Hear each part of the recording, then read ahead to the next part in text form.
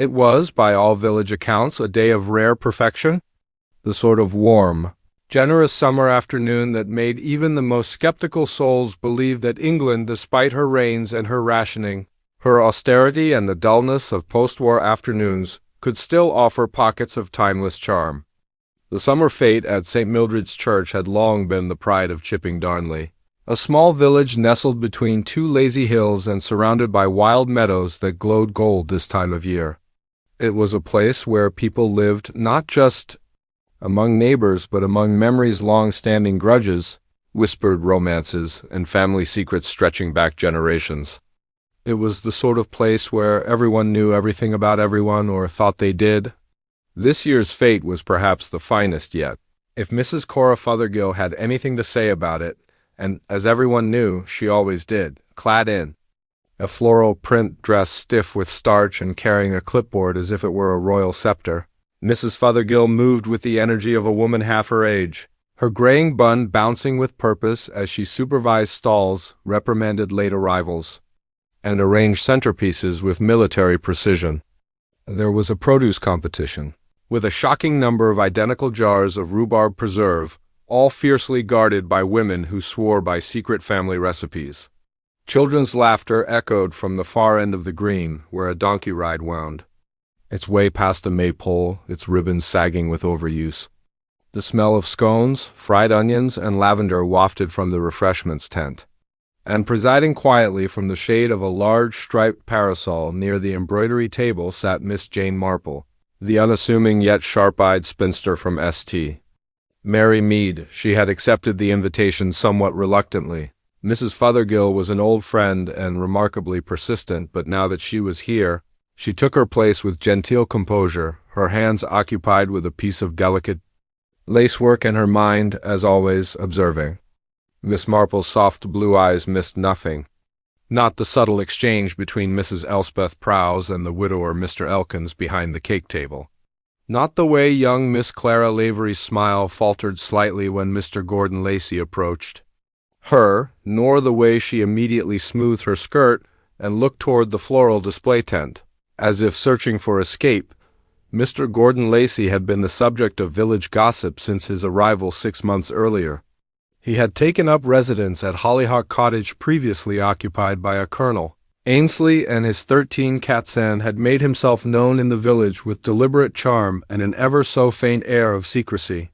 He was a man of polished shoes, silvered hair, and practiced manners. Too polished, some said. Too charming, thought others. No one quite knew his business or his past, and that made him a topic ripe for speculation. Miss Marple had met him once or twice. He had a curious way of listening too attentively and of smiling just a fraction before the punchline of a joke. She had seen men like him before. Not criminals, not exactly, but men who knew how to manipulate perception, who had lived by their wits and perhaps were now trying to live by others' trust. The village, of course, had mostly embraced him, or at least tolerated him, in the polite and practiced way that English villages tolerate anyone who can pour sherry without spilling and join the church choir without singing flat. At precisely 3 o'clock, just as the raffle was about to be drawn and the choir's rendition of All Things Bright and Beautiful was reaching its final, slightly off-key chorus, a shrill crash shattered the pleasant atmosphere. It came from the far side of the fete, near the floral display tent, followed by a high, strangled scream that pierced the air like a knife. The crowd froze for a moment. There was always a pause, Miss Marple noted, before collective action, a moment in which people try to decide whether a commotion is truly serious or merely theatrical. Then came the rustling surge, skirts swishing, hats knocked askew, voices rising with confused questions. Mrs. Fothergill, her clipboard forgotten, barreled through the crowd like a battleship at full steam. "Stand back! Give air! Someone get Dr. Fenley immediately!"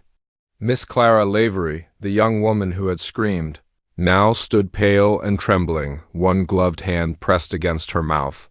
Her other hand pointed shakily to the ground behind a long table, once artfully arranged with vases of lilac and marigolds, now in disarray. Lying crumpled on the grass was Mr. Gordon Lacey. He was very still. His eyes, which had always seemed alert and calculating, were now glassy and unfocused. His mouth hung slightly open. His left hand was curled around the edge of the table, while the right lay palm up near a fallen wineglass. Miss Marple, who had followed at a more measured pace, gently edged to the front of the gathering crowd. Her eyes swept the scene, noting first the shattered stemware, then the half-spilled jug of lemonade on the table, and finally the small, elegant silver locket that had slipped from inside Lacey's waistcoat. The clasp had come undone in the fall, and a miniature portrait lay exposed. A woman's face, delicately painted in sepia tones, looked upward with an enigmatic smile that might have been sadness. Dr. Fenley arrived moments later, breathless, and sweating in his tweed coat. He crouched beside the body, muttered a few professional-sounding phrases, then rose and cleared his throat. "I'm afraid Mr. Lacey is dead. Heart attack, perhaps, or—" He frowned at the wineglass. "Poison. Hard to say without examination, but he's cold. Very cold." The murmuring began at once, low and tense. "Poison?" Someone whispered. "He drank something, see there, the glass." But who would— He was just talking to Clara Lavery, wasn't he? Rubbish, she wouldn't hurt. A fly, well, someone did. Mrs. Fothergill, who had recovered her composure, tried to disperse the onlookers with all the authority she could muster. "This is not a spectacle. Please return to your seats. Reverend Prowse, might I ask for a prayer?" But the fate was already crumbling. Plates were abandoned. Children were ushered away with nervous smiles. Gossip had begun to swirl low, but insistent like the wind rising before a storm. Miss Marple said nothing. She glanced again at the locket, then at Clara Lavery, who was now seated on a bench, face in her hands, trembling, and finally at the glass. So much could be learned from how people moved in the first moments after death, and Miss Marple had been watching. She had once seen something very like this at a dinner party in Bournemouth, many years ago, when an elderly colonel had collapsed after drinking brandy. No one had thought to suspect the young nephew until Miss Marple asked one simple question about how the brandy had been poured. It was always the small things that told the truth. Miss Marple folded her embroidery into her handbag and stood. "I do believe," she murmured to herself, "that Mr. Lacey's past has rather caught up with him, and it would seem that not everyone here was as charmed by him as they pretended." She walked slowly toward Clara Lavery, but not to question her. No, Miss Marple believed in allowing people to show you who they were. She simply sat beside her, gently offered a handkerchief, and waited. There would be time enough for questions, and time enough, too, for answers. By evening, the bunting at St. Mildred's had begun to sag, as if it too had absorbed the shock that rippled through Chipping Darnley. The fete was, of course, called off. Tea urns were covered, raffle tickets abandoned, sponge cakes boxed and forgotten. The floral displays, once a point of village pride, now lay limp and waterless, their prize ribbons fluttering forlornly in the breeze. But it was not the dismantling of decorations that marked the end of the fete, it was the silence, that peculiar, unnatural hush that follows a sudden death. The villagers dispersed slowly, glancing over their shoulders, speaking in hushed tones, and pausing for one last look at the spot where Mr. Gordon Lacey had collapsed. That night, windows that normally flickered with lamplight and quiet domesticity were instead lit with clusters of shadows, silhouettes of neighbors leaning close, whispering, questioning, remembering. Curtains twitched, phones rang with uncharacteristic urgency. Teacups trembled in saucers. Chipping Darnley had not had a proper scandal in years. A broken engagement, yes. A quarrel over flower show results. A suspected affair involving a retired schoolmaster and the postmistress. But this a man poisoned in broad daylight at the summer fete, this was unprecedented. At the vicarage, Reverend Prowse sat in a worn armchair, nursing a cup of tepid tea. He conducted a brief prayer at Mrs. Fothergill's insistence, his voice shaking only slightly, but now, in private, he looked unmoored. "This sort of thing doesn't happen here," he muttered to his wife, Elspeth, who sat across from him, stiff-backed and pale. "Not in Chipping Darnley, not during the fete." "Poison," she whispered, as though saying the word too loudly might summon it again. "It's so, theatrical." Tragic, he corrected gently. No, she said, eyes narrowing. Calculated. At Rosehill Cottage, Mrs. Constance Blackwood, a woman with a theatrical voice and a reputation for exaggeration, was already embellishing the story for her bridge group. Collapsed right there, in the marigolds? Turned the most ghastly shade of green. Yes, green, I saw it myself. Poor Clara Lavery screamed like something from a radio play. He was always odd, murmured Mrs. Doris Platt, who lived 3 doors down from Hollyhock Cottage. All that secrecy about his past. Didn't anyone ever wonder how he could afford that house? Didn't he have a locket? Asked Miss Evia Archer, the baker's daughter. With a woman inside it? Maybe a wife? Maybe someone he wronged? That suggestion, both romantic and sinister, was seized upon with enthusiasm. The image of the mysterious locket, the pale, unknown woman inside, gave shape to speculation. People always preferred their gossip with something tangible to hang it on. Miss Marple, meanwhile, had returned to her lodgings at the Foxglove Guest House, a charming converted farmhouse where she was staying for the week. She had unpacked her overnight bag and placed her embroidery neatly on the writing desk. Then, tea in hand, she sat by the window and watched the shadows grow long. She had spoken little during the commotion, had merely offered comfort where needed and made herself inconspicuous. She was, after all, just a harmless old lady with an eye. For doilies. But in truth, she was reviewing each moment, the precise timing of the scream, the shattered glass, the expressions on the surrounding faces, not just of Clara Lavery, but of others. The village had reacted, yes, but not all had reacted the same, and it was the differences, not the panic, that caught her attention. Someone, she suspected, had not been surprised at all. The next morning dawned overcast. The sun, which had bathed the fate in gold the previous day, now hid behind a curtain of gray clouds. A soft drizzle fell over the rooftops. In the parlor of Hollyhock Cottage, Inspector Terence Cray of the County Constabulary stood surveying the space with a faint scowl. He was a tall, lean man in his early 40s, clean-shaven, no-nonsense, with the blunt tone of someone who disliked villagers. Playing detective. So, he said, addressing Mrs. Fothergill and Dr. Fenley, both of whom had insisted on being present, you're quite certain there was no prior illness? None, Dr. Fenley replied, dabbing at his brow. Fit as a fiddle. Slightly. High blood pressure, perhaps, but nothing unusual for a man of his age. And you, Mrs. Fothergill, you say he didn't eat or drink anything from the refreshments tent? He brought his own drink, she said, pursing her lips. Always. Did had a little silver flask? Sighed. He didn't trust lemonade that hadn't been boiled. Thought it harbored bacteria. Inspector Cray grunted. Anyone else see this flask? I believe Clara Lavery did. She was with him not long before it happened. She's the young one who screamed? Yes. The inspector scribbled a note. And the locket? What about it? Who's the woman inside? Dr. Fenley shook his head. Never seen her before. He never spoke of a wife. In fact, I'm not sure he ever mentioned family at all. Odd, isn't it? Wearing a locket with a woman's face and never saying who she is. Miss Marple, who had arrived unobtrusively and was quietly examining a hydrangea by the garden gate, chose that moment to interject. Some people keep their grief quite private, Inspector. Or their guilt. Inspector Cray turned. Miss Marple, was it? Yes. He eyed her with polite suspicion. I've heard of you. Oh dear, she said gently. I do hope it wasn't all bad. Elsewhere in the village, Clara Lavery sat in her mother's drawing room, a handkerchief crumpled in her lap.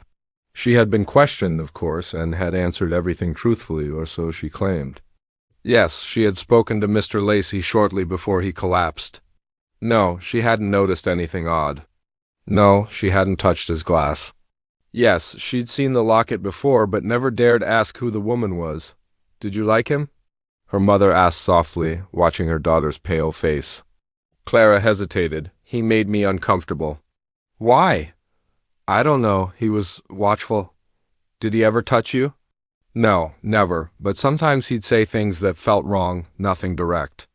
Just little comments about how I reminded him of someone. Once he said I had old eyes. She shivered. He gave me the creeps. her mother exhaled. Then good riddance. Clara's eyes filled with tears, but I didn't want him dead. Outside, the rain began again in earnest. That evening, Miss Marple took a quiet stroll through the village. The streets were still, puddles forming in the divots between. The cobblestones. She walked past the closed doors of the bakery, the grocer's. The post office all shuttered early today, and found herself near Hollyhock Cottage. A light burned in the study window. She lingered by the garden gate, her gaze falling upon the cottage's ivy-covered stone walls. Something about the house felt incongruous not in its structure, but in its recent history. So new a resident, yet so much secrecy. She turned just in time to see a figure moving quickly down the side path of the cottage. A woman, slender, wearing a headscarf, moving like someone who didn't wish to be seen. Miss Marple didn't call out. She simply noted the movement. The time, the weather, the direction. Everything in her experience meant something eventually.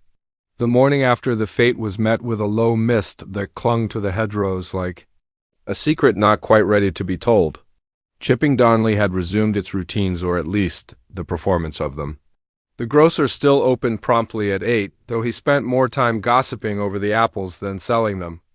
The post office window raised its little pane as usual, but letters were exchanged with unusual curiosity.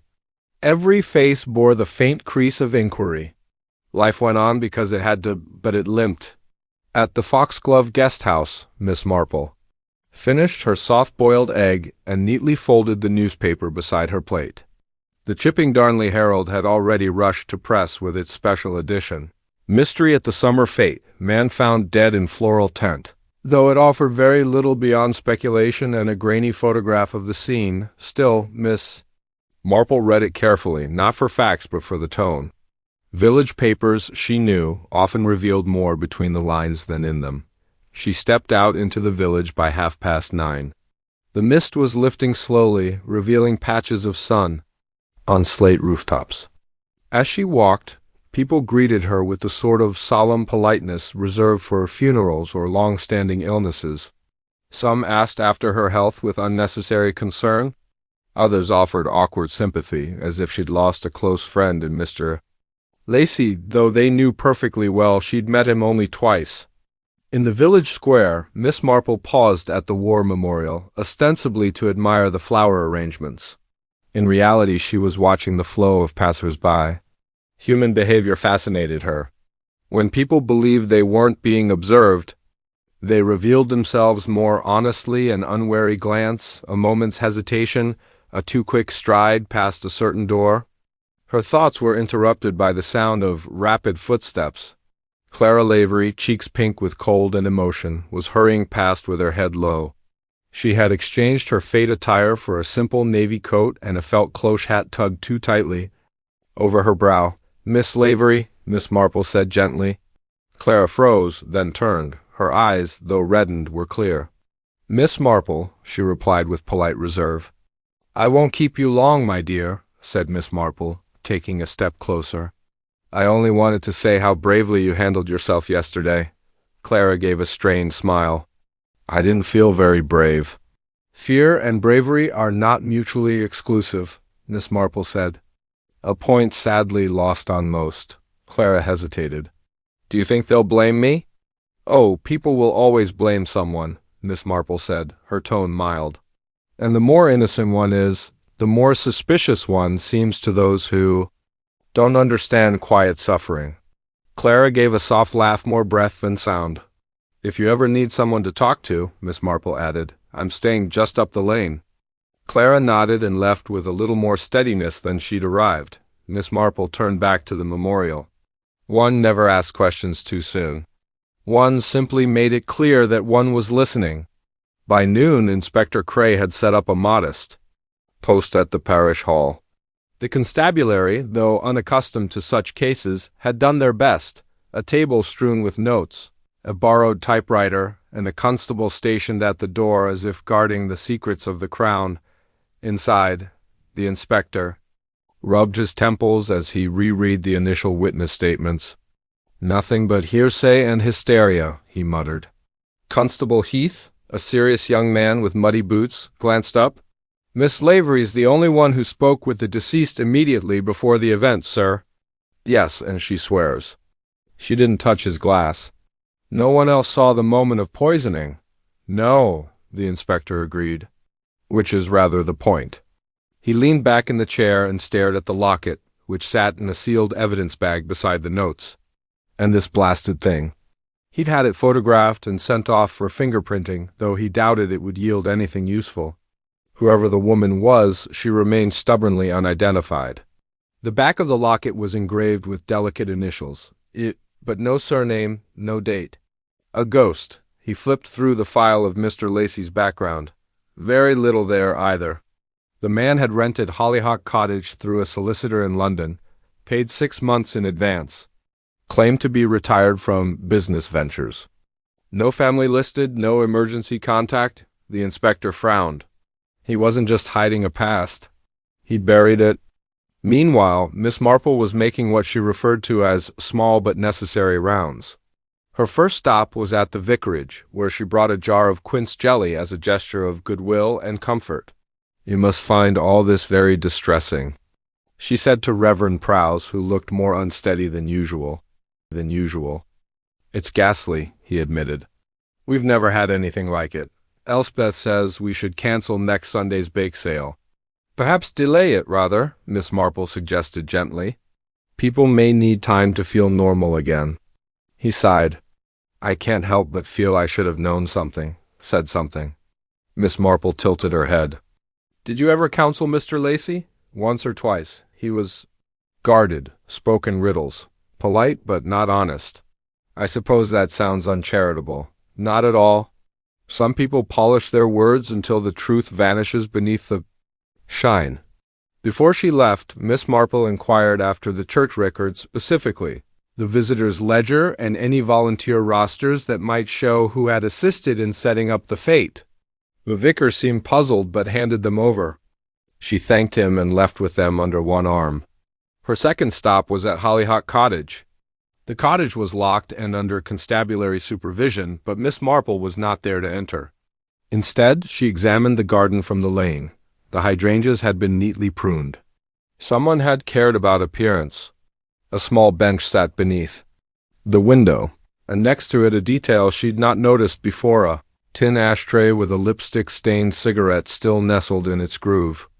The lipstick was a soft mauve, uncommon for the village women, who tended toward plainer shades. She continued her walk, thoughts slowly aligning like clockwork cogs. Later that afternoon, she returned to the Foxglove guest house and laid her findings on the desk. The church records, though mundane at first glance, revealed an interesting pattern. Several names had appeared only once or twice in the volunteer lists, one being Clara Lavery, who had helped arrange the floral tent. Another was Mrs. Agnes Brinton, the widow who'd moved to the village the previous spring and who rarely mingled with the other ladies.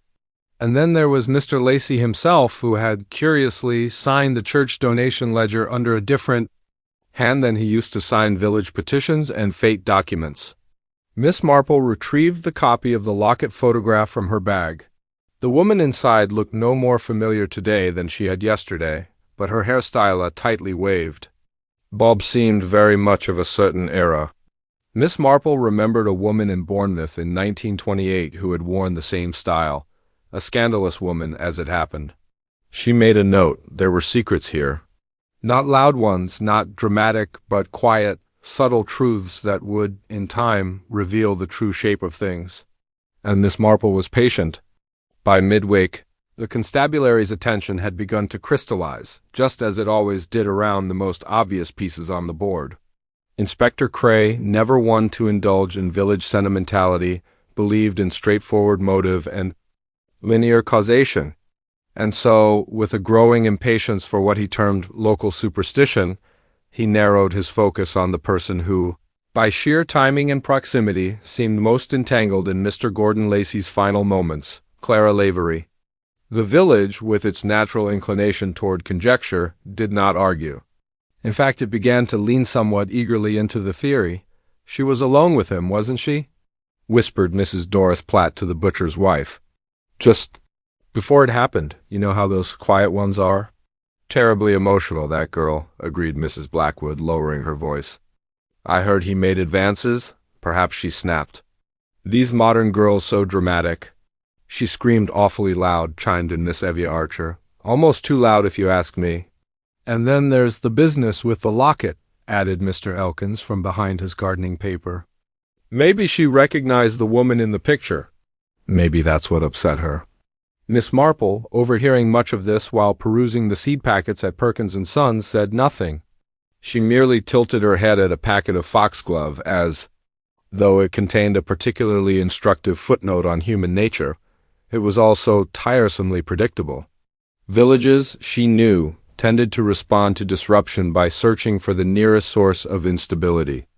Clara, young and lovely, with a tendency toward melancholy and no father to defend her reputation, made for a perfect target, no matter that she had no known access to poison, no documented quarrel with Mr. Lacey, and no inheritance or benefit from his death. The village did not require logic, it required narrative. At the parish hall, Inspector Cray reviewed Clara's second statement. I didn't touch his glass, it read. He had it already in his hand when I approached. I only asked if he'd seen the display. He made a joke I didn't understand, then he looked strange. I didn't know what to do. Cray tapped his pen thoughtfully against the table.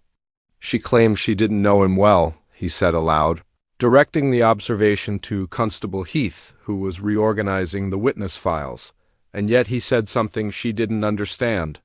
Something personal. That implies familiarity. Or he was just an odd man, the constable offered. Cray didn't respond. He had begun to circle a theory, though he wasn't yet prepared to voice it aloud. Clara Levery had motive if one squinted. Jealousy? Spurned affection? Perhaps. Something she'd learned about him had frightened her into action. He jotted down. Check library records. Could she have researched poisons? Miss Marple, of course, was already well ahead of him, but in a different direction altogether. That same afternoon, she visited the village library. It was a narrow brick building with an air of forgotten scholarship. She greeted Miss Lilias Brent, the librarian, a rigid woman in horn-rimmed spectacles who believed in silence, dust jackets, and the moral instruction of literature. Miss Brent, said Miss Marple sweetly, have you had many inquiries? About chemical substances of late? Perhaps from someone preparing a story or a recipe? Miss Brent looked startled. Certainly not. I would have remembered. Miss Marple smiled. Of course. And I imagine the reference section is quite dated anyway. All very proper volumes. Oh yes, we don't carry anything sensational. Not like some towns. Of course not. Miss Marple agreed, her voice as smooth as chamomile tea. And no one strange or unfamiliar has joined recently? Miss Brent hesitated. Well, there was one, a woman. Middle-aged, rather brisk. Came in asking about 19th century English poets, but her accent wasn't local. I thought she might have been staying with someone. Did she give a name? No, just said she'd return the next day. But she never did.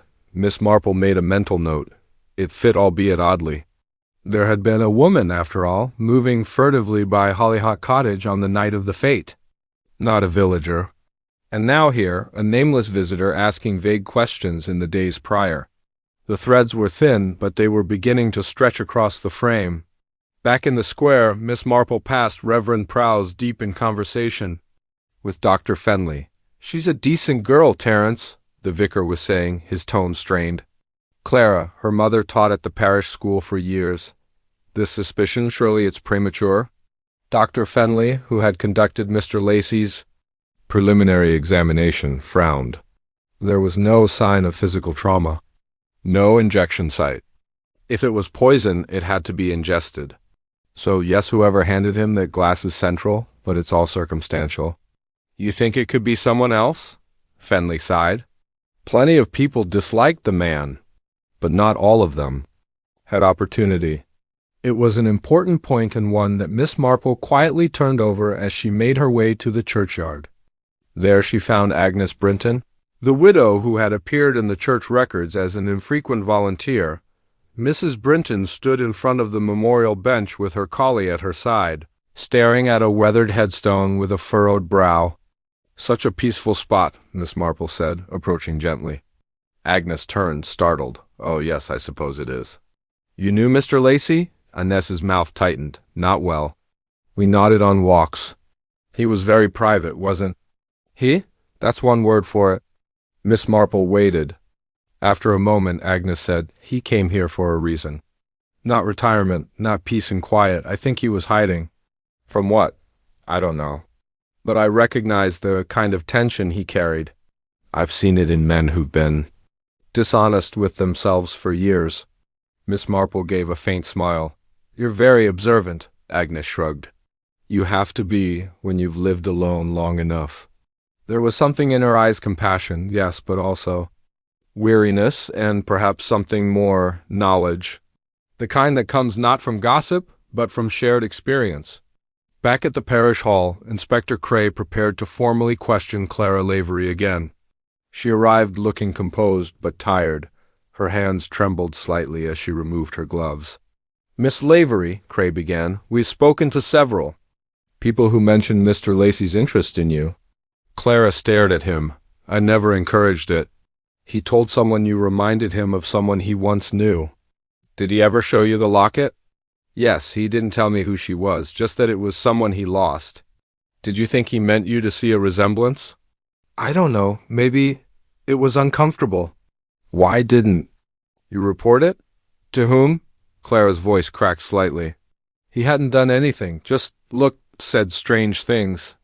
Made me feel watched. I didn't want to cause trouble." Cray nodded slowly, as if filing the reaction. "Oh, wait, one last thing. Have you ever handled chemicals?" "In school, perhaps," Clara blinked. "Only in science class." Years ago. He let her go after that, but Miss Marple, seated nearby under the pretense of returning a hymnal, noted the inspector's expression. He was narrowing his focus perhaps too early and too neatly. She rose, tucked the hymnal under her arm, and made her way out. There were other names to consider, people who had history with Mr. Lacey that they hadn't yet shared, and one of them, she suspected, had a reason that had nothing to do with Clara at all. 3 days had passed since Gordon Lacey's death, and the village of Chipping Darnley had taken on the strange stillness that follows public scandal. A stillness like snow, not peace, but muffled noise. Conversations faltered at thresholds. Windows opened a crack, then closed again. People walked briskly, heads down, as though the air itself carried guilt. Clara Lavery remained under informal suspicion. The constabulary had not charged her. Inspector Cray was still gathering evidence, but that hadn't stopped whispers. She no longer walked to the bakery. She no longer visited the post office.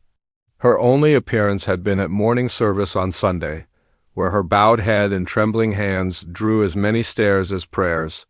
Miss Marple, however, was not watching Clara anymore. She had begun, quietly and methodically, to review the physical environment surrounding Gordon Lacey's death. Not the man himself, though he interested her immensely, but the context, the placement of chairs, the angle of the light, the smell in the air. It was during one such walk on an early morning with light mist and the faint scent of soil in the hedgerows that she paused once more beside the floral tent. The fate had long since been cleared away, but the outline of the stalls remained. Trampled patches in the grass, faint indentations in the earth. A bent chair had been left behind, half sunk into the ground. Miss Marple knelt slowly and examined the grass near where Gordon Lacey had fallen. There, nestled in a tuft of marigold stems, was a crumpled handkerchief. She lifted it carefully using a gloved hand. White cotton, lace-trimmed, and this was what caught her attention, faintly scented, lavender, but not the usual pleasant kind found in linen cupboards or potpourri. This had a sharper edge. It reminded her quite distinctly of a brand used in a perfume once popular in France after the Great War, Eau de Lavande de Grasse, if she wasn't mistaken. A rather uncommon scent now. Miss Marple turned the fabric over, no initials. But stitched delicately into the edge of the lace was a fine, nearly invisible thread of pale mauve, silk border, decorative but expensive. It was not Clara Lavery's. That girl wore plain linens and rarely, if ever, perfume. Miss Marple smiled. It was not a broad smile, nor even a satisfied one, but it was the kind of smile that meant something in the hidden corridors of her mind had clicked into place. She took the handkerchief to the vicarage under the pretense of returning a borrowed gardening book. Reverend Prowse greeted her with relief. "My dear Miss Marple," he said, ushering her inside, "I'm beginning to fear we're living in one of those crime novels my wife reads at night." "I believe, Reverend," Miss Marple said pleasantly, "that we're rather living in a morality tale thinly disguised as a mystery." He blinked at that. She smiled and held up the handkerchief. "Have you seen this before?" He peered at it. "No. Not to my knowledge. And the scent?" "Lavender, strong, not English, I'd say. It reminds me of something. But I can't place it." "Exactly," Miss Marple murmured. She tucked it away again, thanked him, and moved on. Next, she visited the dressmaker, Mrs. Tilling, who ran a tiny shop between the bakery and the greengrocer. Miss Marple engaged her in a discussion about lace trimmings before casually producing the handkerchief. Mrs. Tilling took it with interest. "Oh, this is not English lace, not at all? Look at the stitchwork Belgian, I'd say. Quite fine. And the edging see here? This silk thread, hand-dyed? Whoever made this had taste and money? Would it be very old?" Mrs. Tilling squinted. "Could be, or very well cared for. I've seen handkerchiefs like this kept as keepsakes, not for use, mind. For memory." Miss Marple nodded. She already knew who might own such a thing, and more importantly, who had tried to hide it. By early afternoon, Miss Marple made her way toward Hollyhock Cottage. The constabulary had reopened it for cleaning. Lacey's solicitor had sent a young clerk, pale and nervous to inventory his possessions. Miss Marple introduced herself as a friend of the vicar's and was permitted to view the sitting room. She moved with slow purpose. Photographs, books, a writing desk. The locket, she noted, had already been removed, presumably by Inspector Cray, but she was more interested in the papers. In the waste bin, she found a torn envelope, browned at the edges. The handwriting on the front was distinctive, angular. Foreign. The return address was from Nice, France. She lifted a small piece still attached. "Not forgive you." "Never again. She was my sister." Miss Marple blinked. "It was always the sisters." She thanked the clerk politely and excused herself. That evening, as the sky turned the soft purple of oncoming dusk, she made one final visit to Agnes Brinton. Agnes lived in a tidy brick house on the edge of the village, her front garden framed by rows of rosemary and creeping thyme. She answered the door in a worn cardigan, her face unreadable. "Miss Marple," she said, "is this about the fate?" "In a way," Jane replied. "May I come in?" Inside, the air was faintly scented lavender. "Not the English kind." Miss Marple waited until tea was served before gently placing the handkerchief on the table between them. Agnes stared at it. "I found it behind the floral display," Miss Marple said. "It's Belgian, mauve silk thread, scented with eau de lavande de grasse, a very specific brand. I don't see what that has to do with me." "You were in France some years ago," Miss Marple said mildly. "The same village as Gordon Lacey, though at the time he went by another name, Georges Lacier. You shared an address briefly," and as his mouth opened, then shut. "I found the torn envelope," Miss Marple continued.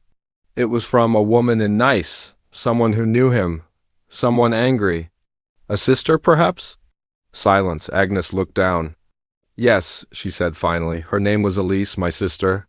Miss Marple waited. "He seduced her, promised to marry her, then disappeared. She found out he was already married. Not just married, he had another woman on the side in Lyon. Lisa never recovered." "And you?" "I found him, years later, in London first. Then here, I confronted him once. He didn't even remember her name." Said all women exaggerated. That Elise had been a bit much. Anandes's face was white. "I didn't kill him, Miss Marple. I hated him, but I didn't poison him." Miss Marple believed her. There was grief in her voice, but not guilt. "But you were there at the fete?" Agnes nodded. "I saw him collapse." I dropped the handkerchief. I didn't want to be involved. I panicked. Miss Marple sighed gently. It's understandable. But this does tell us one thing: Mr. Lacey's past was far more dangerous than his present. And someone else, perhaps, remembered Lisa too. That night, Miss Marple returned to her room at the Foxglove guest house and placed the handkerchief in her case. She now knew what had happened. Not fully, not yet. But a pattern had begun to form. One in which Clara. Lavery was merely a distraction. Agnes Brinton was a red herring. The locket was a key. And the motive, as it so often was, lay not in recent events but in old heartbreaks. Tomorrow she would test her theory. The following morning Miss Marple awoke to the slow chime of the guest-house's hall clock echoing drowsily through the plaster walls. She rose early, old habits from war years and gardens never quite abandoned, and made her way to the breakfast room of the Foxglove guest house, where the table was laid with a neatly ironed cloth, a bowl of boiled eggs, and a pot of milky tea. She sipped quietly, glancing over the local newspaper. No new developments in fate death, the headline read in thin, cautious lettering. The article beneath offered little more than speculation, and the same brief quote from Inspector Cray. All avenues are being pursued. Miss Marple doubted that. By the time she folded the paper, pinned her hat, and stepped into the already warming morning, she had decided on her next 3 conversations. The first was with Miss Clara Lavery. Clara had barely left her cottage since the day of the fete. Her eyes were ringed with fatigue, and her speech had acquired a dull slowness like someone trying to move through thick fog. Miss Marple found her on the back steps, peeling apples with slow, methodical strokes. "Miss Lavery," Jane began gently, "I hope you'll forgive the intrusion." Clara blinked. "It's all right. I'm not expecting anyone." Not here to ask you what happened," said Miss Marple. "I don't believe you poisoned Mr. Lacey. I never truly did." Clara's hands froze mid-peel. "But you were with him that afternoon, weren't you?" "More than just a little familiar." Clara sighed and placed the half-peeled apple in her lap. "Yes, I was with him. We'd been seeing each other, discreetly. He was charming. He said he was widowed. I thought that perhaps something real could come of it," Miss Marple offered gently. Clara nodded. "He gave me a silver bracelet 2 weeks ago. Said it was his mother's." "Was it?" Miss Marple asked. Clara paused. "No, I found a mark on it. It was from a shop in Paris. Probably not even real silver. I confronted him the day before the fete. He laughed and told me not to be so serious." "And at the fete?" "I avoided him. He tried to get me alone, to apologize, flirt, really, but I refused. Then he fell. She shivered. "I didn't even see it clearly." Miss Marple reached out and gave her hand a soft pat. "You've been lied to, Miss Lavery, but not, I think, by someone with the power to kill." Her next visit was more delicate. She waited until nearly noon before heading to the home of Miss Celia Hargrave. The retired schoolmistress lived alone in a dark, tidy house that had once been a modest private school. The entrance still bore the fading outline of a sign that read, "Young Ladies Finishing Discipline and Grace." The name had been painted over years ago, but its sentiment clung to the front door like ivy. Celia answered with her usual tight-lipped smile. "Miss Marple, how very unexpected." "I do hope I'm not disturbing you, Miss Hargrave." "I've just finished dusting," Celia said. "You may sit in the parlor if you like." The parlor was neat, severe, and smelled of lemon polish. A fireplace with precisely stacked logs sat beneath an empty mantel. No photographs, no flowers. Just a brass clock, ticking with fastidious insistence. "I imagine," Miss Marple began delicately, "you've known Mr. Lacey or Lacier for longer than you've admitted." There was no response. "You were in Paris during the war," Jane continued. "Teaching, I believe. At the conservatoire? And you knew a woman named Elise Brinton Agnes's sister." Still nothing. Then Celia Hargrave placed her teacup down, very slowly, and met Miss Marple's eyes. "She was the kindest creature I ever met," Celia said. "That sort of softness that bruises easily, and he ruined her. Not just once, over and over." "You knew him?" I knew of him. Agnes never told me all the details, but I knew his kind. The sort who pretends interest where there's none, who flirts with fragility because they know it's too polite to say no. She stood and turned to the fireplace. I suppose you think I might have done it, killed him.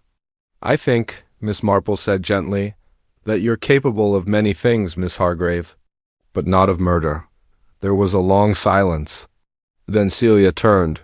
Thank you for saying so. But I do think, Miss Marple added, you know someone who might be. Later that afternoon, a light rain began to fall, soaking the hedges, and darkening the stone paths between cottages. Miss Marple returned to her own room at the Foxglove and lit a small fire. She sat for nearly an hour, knitting, but not focusing. Her mind replayed everything she'd heard, not just the words, but the pauses, the hesitations, the careful edits to the truth, and there it was, the thing that hadn't added up. Not about motives, there were too many, if anything, but about opportunity. Who had access? Who had a reason? And who had brought the tea that day? She rose and opened her notebook. On the last page, in her neat, looping script, she listed Agnes Brinton, motive, access, but too emotionally shaken Clara Lavery, romantic betrayal, but no proximity at moment of death Celia Hargrave, loyalty to Agnes, knowledge of Gordon's.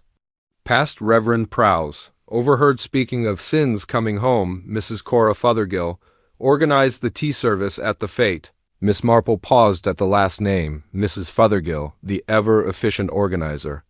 So busy managing the fete that no one questioned her movements. She alone had selected the tea volunteers, supervised the crockery, arranged the sandwiches. She had delivered Gordon Lacey's teacup personally, according to at least 2 witnesses. And she had a reason to dislike him, though no one had yet noticed it. Miss Marple reached into her bag and retrieved the photograph from the Locket now returned by Inspector Cray. She examined the face again. The resemblance was not immediate, but it was there, in the mouth, the jawline.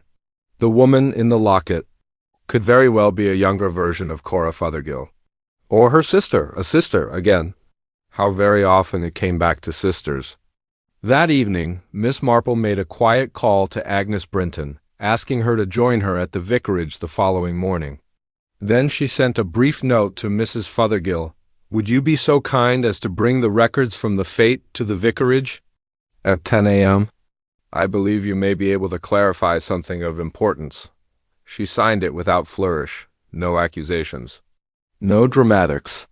Only the calm certainty that tomorrow the final piece would be tested, and someone quite soon would find themselves very much alone. The vicarage parlor was cool and still, the ticking of the wall clock the only sound as Miss Marple arranged herself in the wing-backed chair by the fireplace. Reverend Prowse had gone to fetch a tray of tea, though she had politely declined. Anything but hot water and the morning sun was creeping in golden slants across the polished floorboards. At precisely 5 minutes to 10, the first knock came. Miss Marple rose and opened the door herself. Agnes Brinton stood on the step, her shawl clutched tightly about her.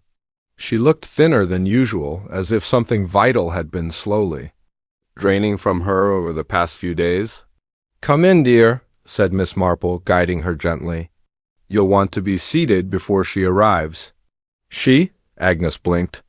Before Miss Marple could answer, the second knock followed. Mrs. Cora Fothergill bustled in, arms full of ledgers, raffle sheets, and a tartan folder bristling with paper clips.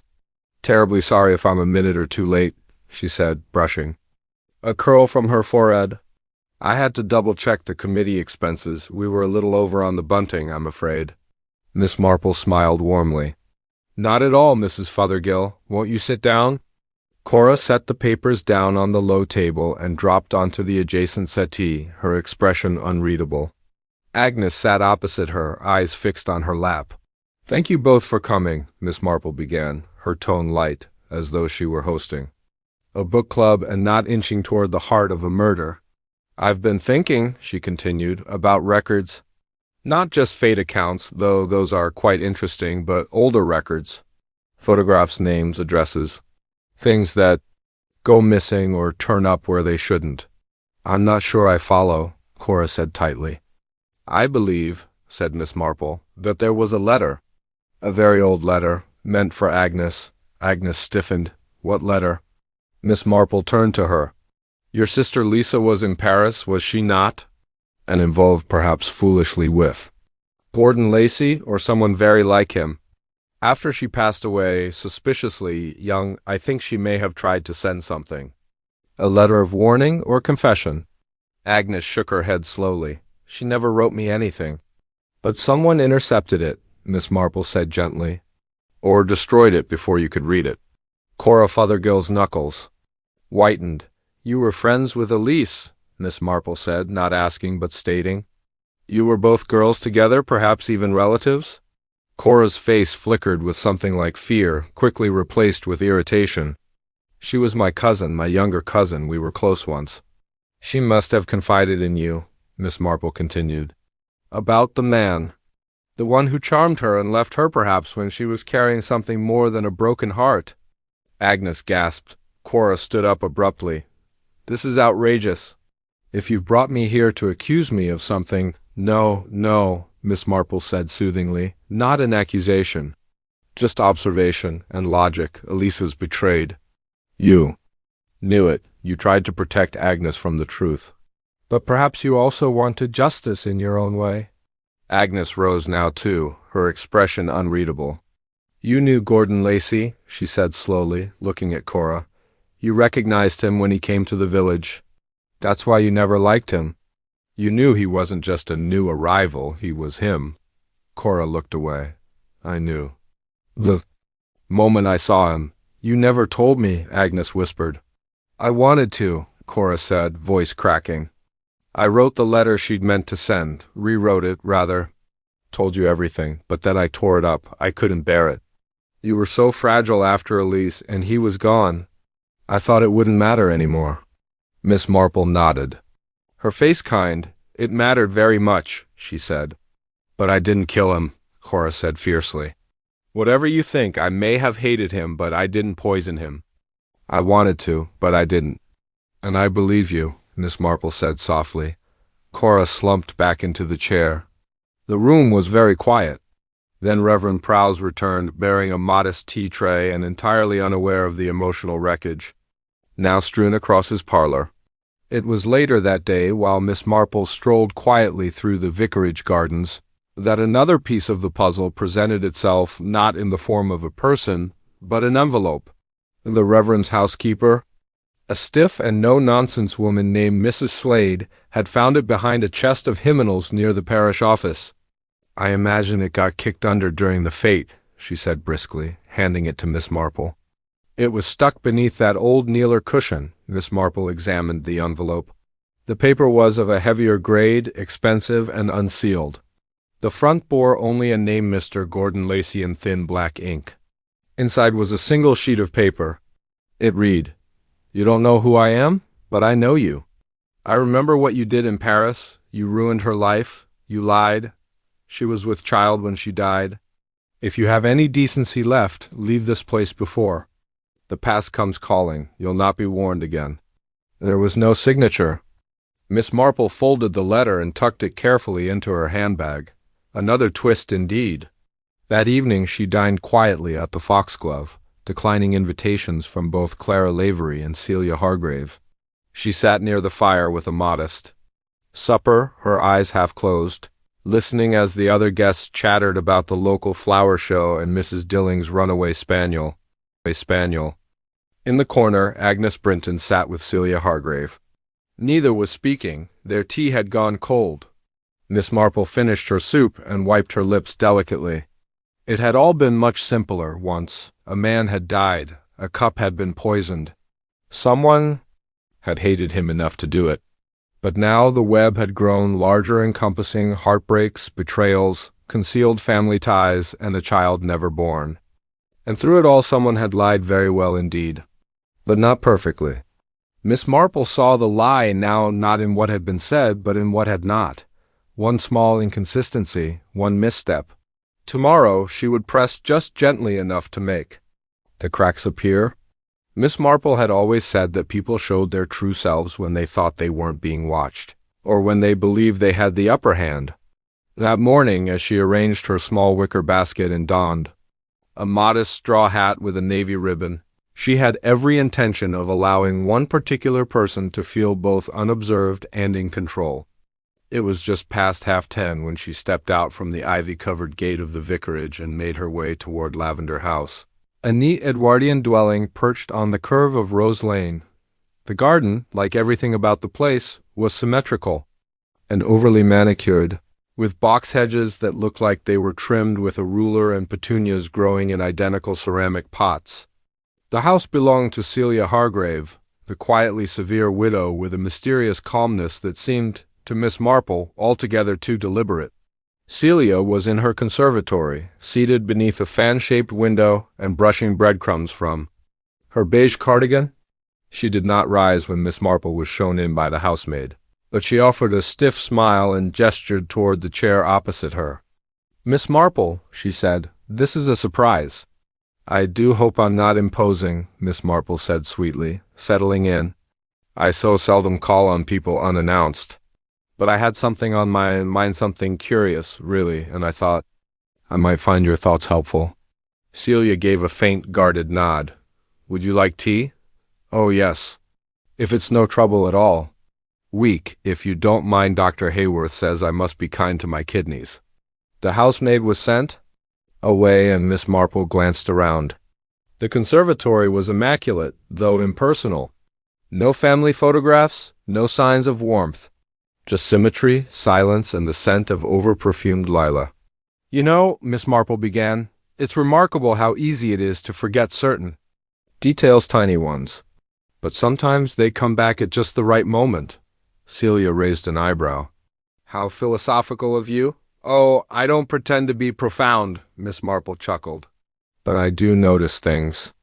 Like how Mr. Lacey was quite fond of bitter lemon, so fond, in fact, that he ordered it at nearly every social occasion. Yet oddly I heard he declined it just before he died. The bottle was quite full." Celia paused. "I suppose he changed his mind." "Perhaps," Miss Marple said cheerfully. "But people rarely change their little habits without reason. Even old Mr. Partridge, who insisted on toad in the hole every Tuesday since 1943, wouldn't dream of altering his routine unless someone put something in the toad that disagreed with him." Celia poured the tea with perfect composure. "I imagine that makes you very useful to the police." "Oh, no," Miss Marple smiled modestly. "I leave police matters to those better suited. I simply have a good memory and a lot of practice observing human frailty. In fact, I once knew a young lady who was quite like you, quiet, reserved, very exact. She was a nursery governess, and no one suspected she might be behind her employer's accidental fall down a flight of stairs. You see, she planned it so precisely, just like her daily tea." Celia handed her a cup. "Milk?" "Just a touch, thank you." They sat in silence for a moment, sipping. Then Miss Marple placed her cup down and looked thoughtfully into the garden. "I've also been thinking about Elise Brinton. Such a tragic end, so young. And yet I wonder if she had more of an impact on this village than anyone realized. After all, her photograph was in Mr. Lacey's locket." Celia's teacup paused in mid-air. The moment was brief, measured in half a heartbeat, but enough. "She was very beautiful," Celia said, setting the cup down carefully. "You knew her?" "No, only heard of her through Agnes, a family tragedy, I think." "Ah, yes, but one wonders," Miss Marple went on, "if a woman like Lisa might have left more behind than sorrow. A child, perhaps?" There it was again, that flicker. "Not fear, not grief, something cooler, strategic. I'm not sure I follow, Miss Marple." "Oh, never mind me. I'm simply thinking aloud," said Miss Marple. "Although someone did try to warn Mr. Lacey, sent him an unsigned letter, threatening him found near the parish office, actually. Very strong words." Celia's fingers curled against the armrest. "I wonder who sent it," Miss Marple mused. "Someone close enough to know what he'd done, yet afraid of being identified. It's always fear or love that makes people write anonymously, or sometimes guilt. Do you agree?" "I suppose," Celia said flatly. Miss Marple gave a kindly smile. "You know, my nephew Raymond always says I'm too old-fashioned."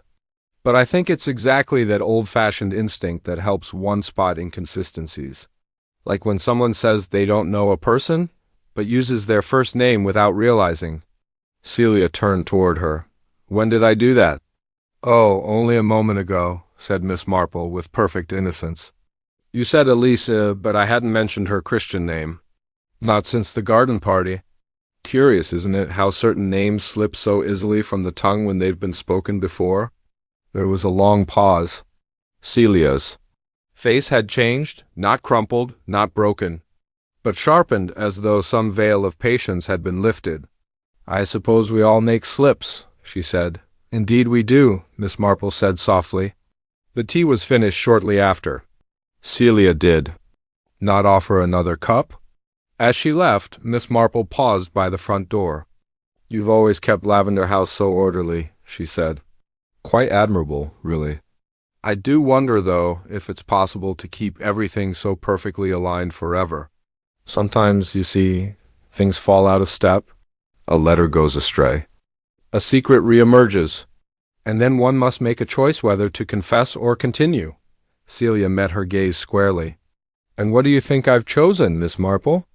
I think, Miss Marple said gently, that even the cleverest women sometimes underestimate just how loudly silence speaks. Then she smiled, adjusted her gloves, and walked away. Back at the vicarage, Miss Marple took a seat by the window and resumed her knitting. Outside, the wind had picked up slightly, fluttering the curtains and rustling the trees. She worked quietly, letting her thoughts gather in the stillness. She had not yet spoken to Inspector Cray, nor would she not until she was absolutely sure, but she had seen the shift. Not in what Celia had said, but in how she'd responded. No protest. No denial, just calculation. It wasn't conclusive. Not yet, but it was enough. The afternoon of the village meeting arrived, draped in a blanket of slate-colored clouds, with thunder rumbling faintly in the distance, though no one was quite sure if it would storm. Chipping Darnley had weathered its fair share of scandals, but never had they gathered under such circumstances. A death at the fete, a second by suicide, a village adrift in speculation. Reverend Prowse, dignified in his best grey coat, had arranged for the gathering to take place in the nave of St. Mildred's, thinking it best to lend a quiet gravity to the occasion. Pews were full, though no prayers were offered. Instead, the air buzzed with restrained curiosity. Even Mrs. Fothergill had gone silent, clutching her handbag as though it might spring open and reveal something improper. Miss Marple sat near. The front, composed and unassuming, a light gray shawl folded across her shoulders. She had brought nothing with her but her knitting bag, and her expression betrayed none of the conclusions she had so painstakingly assembled. Inspector Cray stood at the altar steps, consulting his notes, his jaw clenched tighter than usual. Before him stood a small table. On it, the silver locket Mr. Gordon Lacey's locket lay open once more. Its contents, a photograph and something, newly revealed, seemed to hum with significance. It's not customary, Cray began, clearing his throat, to conduct this sort of thing in public. But as this incident has stirred considerable distress, and since certain facts have now come to light with the assistance of Miss Marple, he gave her a small, begrudging nod. We believe the time has come to make the matter clear. A murmur swept through the church. Celia Hargrave sat in the second pew, gloved hands motionless in her lap. Her features were carved in stone. Let's begin, Miss Marple said quietly, standing without flourish. If you'll allow me a few words, Inspector. Cray gestured for her to proceed, stepping aside like a slightly irritated curate giving way to a more senior clergyman. Miss Marple moved forward gently, her step measured and calm. I've always believed, she said, voice clear in the echoing nave, that people reveal themselves not in the great tragedies, but in the small moments when they think no. One is watching. Several heads nodded, familiar with this particular Miss Marple philosophy. In Mr. Lacey's case, his murder was disguised so cleverly that one might almost believe it was a natural death or, at most, an unfortunate incident, but nothing about it was truly accidental, and it all begins with this. She touched the open locket delicately. Inside is a photograph of a woman. We now know her name was Elise Brinton. Elise Brinton. Long ago she was involved with Mr. Lacey, then going by a different name, as he had done several times in his life. Elise was young, vulnerable, and from what I gather, completely dependent upon him. He abandoned her when she became pregnant. Gasps rippled through the pews. The child, a girl, was given up for adoption and raised not knowing her true parentage. Elise died young. Her child, however, grew up under a new name and eventually came here to Chipping Darnley. Miss Marple turned slowly, her eyes resting on Celia Hargrave.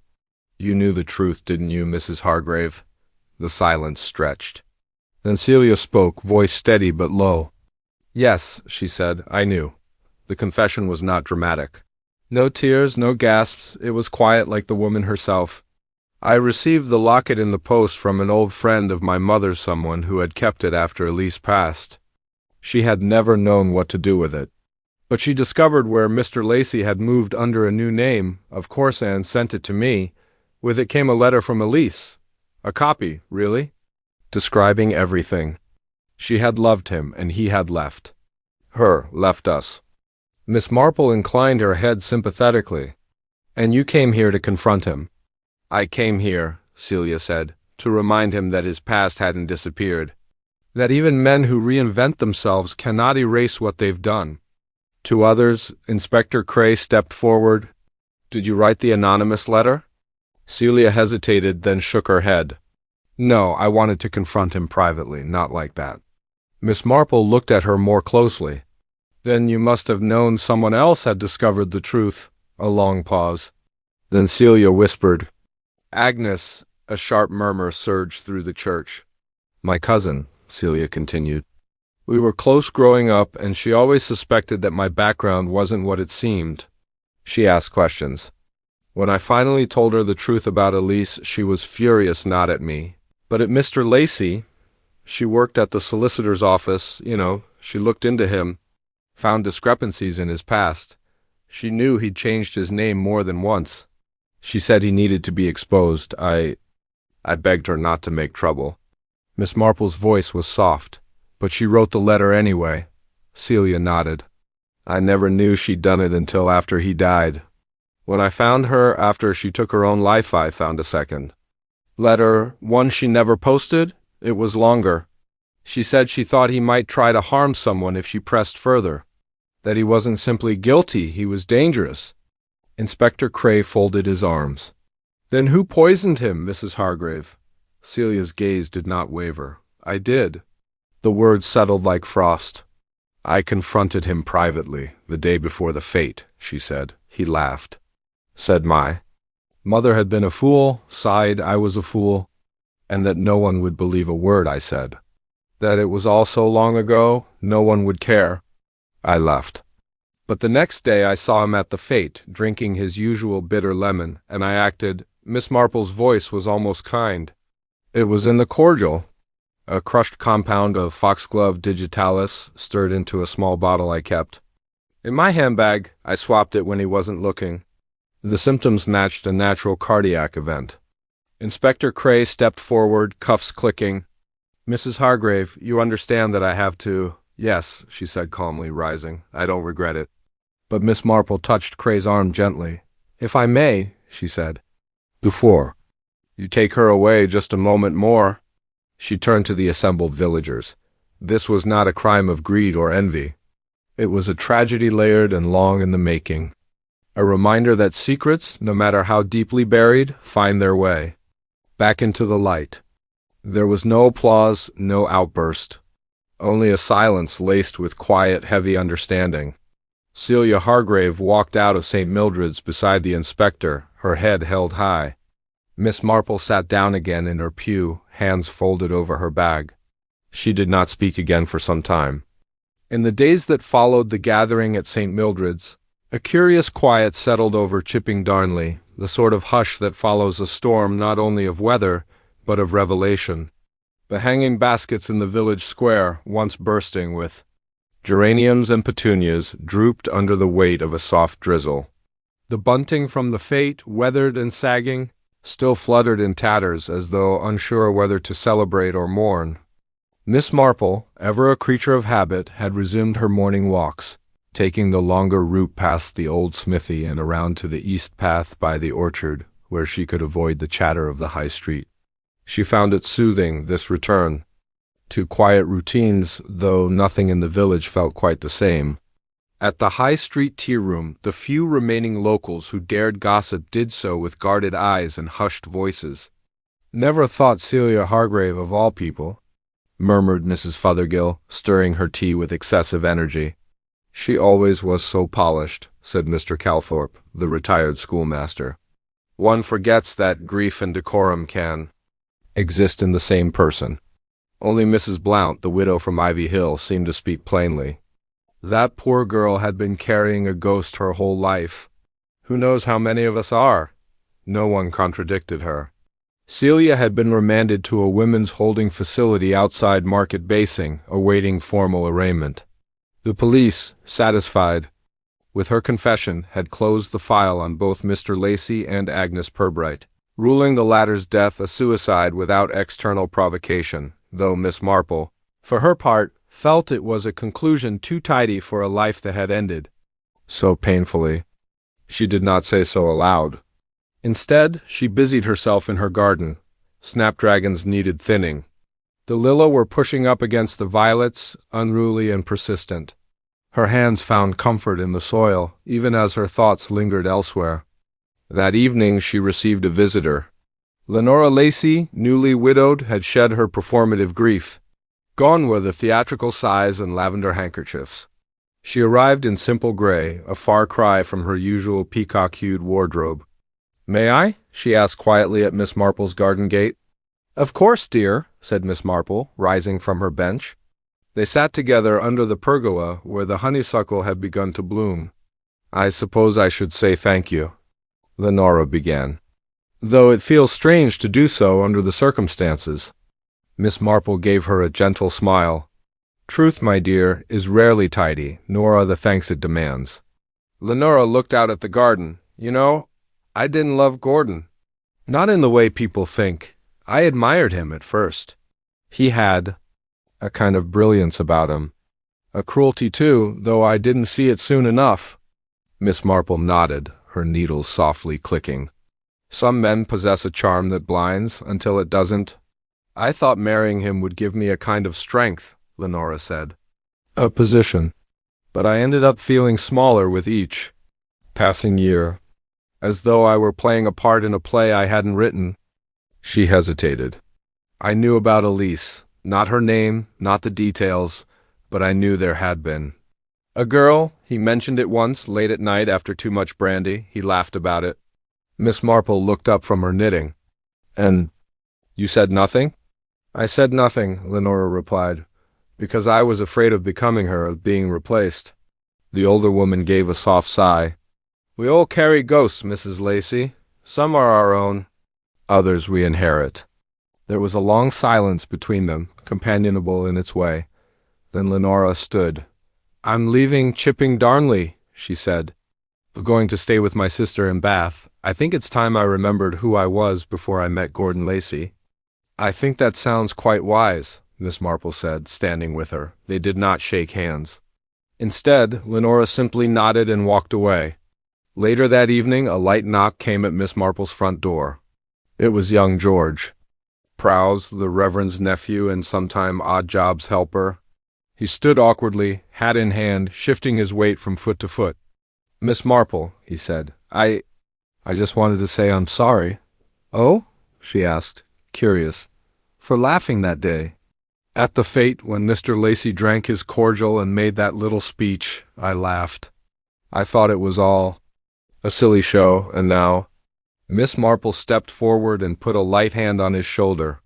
"There's no need for guilt, George. You saw only what you were meant to see. That is no crime." He nodded, unsure whether he felt better or worse, and wandered off down the lane. In the following week, several changes quietly unfolded. The vicar, Reverend Prowse, delivered a sermon not on sin or forgiveness, but on empathy, how it requires. A deeper listening, a kindness not of indulgence but of understanding. Miss Marple sat in the second pew, her hat adorned with a modest bit of dried lavender, and listened with her usual attentiveness. Mrs. Blount began taking tea with Agnes, Pirbright's cousin from Dover, who had inherited Inez's small cottage and now stood quite alone in the village. The two women were often seen walking arm in arm, and it was said that they had both loved someone long gone. The Fate Committee disbanded quietly, with no talk of rescheduling the end-of-summer garden exhibition. Instead, the Women's Institute proposed a small autumn harvest supper, with no prizes, just company, and in her garden Miss Marple clipped back the snapdragons, now beginning to wither. She did so slowly, not for lack of strength, but because each flower, faded though it was, still had its own kind of beauty. She paused to examine a single bloom, its throat flushed with faint pink, its edges curling. "People are so very much like flowers," she murmured to no one. "Some bloom all at once, then fade with drama. Others linger quietly, their loveliness never quite recognized until it's too late." She straightened, brushing soil from her gloves. "Though even snapdragons, when properly tended, will flower again next season. That's something at least." With that, she gathered her trimmings, her basket of cuttings rustling like memories, and returned to the quiet solace of her kitchen, where a kettle would soon whistle, and life, despite everything, would go on. It was nearly a fortnight after Celia Hargrave's confession, and most of Chipping Darnley had begun to fold back into its customary rhythms. The postman once again stopped for tea and a slice of currant loaf at No. 6 Walnut Row. Children returned to playing hopscotch outside the schoolhouse, and the mournful hush that had descended after the fate lifted slightly, like the first sigh of spring after a bitter winter. Yet for Miss Marple there remained an itch at the edge of certainty. Celia's confession had tied up the murder of Gordon Lacey neatly, perhaps too neatly. The motive, rooted in a long-dead betrayal and secret grief, rang tragically true. And yet, it was not the why that unsettled Miss Marple, but the how. Her mind, ever exacting, returned again and again to the faint scent of bitter almonds on Lacey's cordial, the curious angle of his body, the locket unclasped and open despite no visible attempt to reach for it. These details, small though they were, whispered something contrary to the official narrative, so it was with a faint stir of anticipation that she opened the modest envelope that arrived one damp Wednesday morning. The return address was scrawled in a woman's hand: Rosalind Partridge, 17 Bellefonte Avenue, Worthing. Miss Marple raised her eyebrows slightly. Rosalind Partridge had been Elise's former governess. Her name had only come up once, in a passing remark from Colonel Melchett, who remembered that after Elise's death, Rosalind had retired to Worthing. The colonel had assumed she'd passed away years ago. Evidently not. The note was brief. "Dear Miss Marple, forgive the imposition. I was recently contacted by a Miss Templeton of the Chipping Darnley Historical Society regarding a donation of personal effects. Among the items sent to me for confirmation was a letter I had believed long destroyed. It may be of importance to you, as it concerns Gordon Lacey and Elise Armand. I believe it changes much. I enclose a copy, as I am now too infirm to travel. Please write if I may be of help. Yours sincerely, Rosalind Partridge." Enclosed with the letter was a folded page of creamy parchment, brittle with age, its ink slightly faded. The handwriting was looping, European French perhaps, though the letter itself was in English. Miss Marple read it twice. "My dearest Rosalind, if this letter finds its way to you, then it means the cowardice I fear in myself has not prevailed. Entirely, I must tell someone. I must leave behind a truth before silence buries me. Gordon never loved me, not truly. He loved the idea of me, the bright young thing, the foreign beauty. But when I told him I was with child, his charm turned to cruelty faster than I could comprehend. He gave me a choice: disappear, or he would see to it that no one respectable would ever marry me, that I would be sent away and shamed, he said. Terrible things I cannot repeat. I left, of course. I had to. He arranged it through a solicitor in Paris. I went quietly to a clinic in Lausanne. I was told the child died at birth, but I never saw him. I never even held him. Years later I wrote to the clinic. They said there were no records, that no such patient existed. I was erased, Rosalind, erased. I am not mad. I have lived these years with that doubt burning a hole through my soul. If something should happen to me, if I do not return, please remember that I tried, that I did not want to vanish. That someone took my future, and perhaps my child's, for reasons I may never know. Yours always, Elise. Miss Marple let the letter fall gently into her lap. The rain tapped lightly at the window panes. Outside, the roses nodded in the mist. This was not in the police files, not in Celia Hargrave's confession. No mention of a child? No reference to Lisa being sent away. And if Elisa's death was as abrupt and ambiguous as suggested, perhaps the truth was deeper than anyone had considered. She sat for a long moment, piecing the parts together like fragments of bone china. Had Gordon Lacey lied about the child? Had he arranged for Lisa to be silenced, or worse? And if the child had lived, what became of him? Later that afternoon, Miss Marple paid a visit to Reverend Prowse under the pretext of delivering a jar of gooseberry preserve. After a polite chat about Sunday's sermon, she inquired whether the church kept records of former staff placements, specifically housekeepers, cooks, or wards taken in during the war years. "I suppose we do," said the Reverend, scratching his chin. "We absorbed several from the cities during the Blitz. I recall 1 or 2 infants placed in foster care, though it was handled more by the Women's Committee." "Would any of those records mention the name Armand?" Miss Marple asked gently. He frowned. "Not to my knowledge, but I can look." "Why do you ask?" Miss Marple hesitated, then gave a small shake of her head. "No reason at all, Reverend." "No reason at all." As she left, she passed young George Prowse again, now carrying a box of old hymnals to the vestry. He tipped his cap cheerfully, but there was something in his expression that caught Miss Marple's attention, something familiar in the shape of his chin, the curve of his brow, curious. She paused on the path, watching him disappear through the church doors. Later that evening she sat in her parlor and reread Elisa's letter. The words took on new meaning. "I never saw him. I was told he died at birth. But I never believed them. And what if she was right? If the child had survived, if he had been spirited away through forged papers and private clinics, what would his life have become? Who had taken him in? Who had raised him? And most importantly, who knew?" Miss Marple folded the letter carefully, tucking it into a file beside her knitting basket. A mystery, long considered solved, had just opened another door.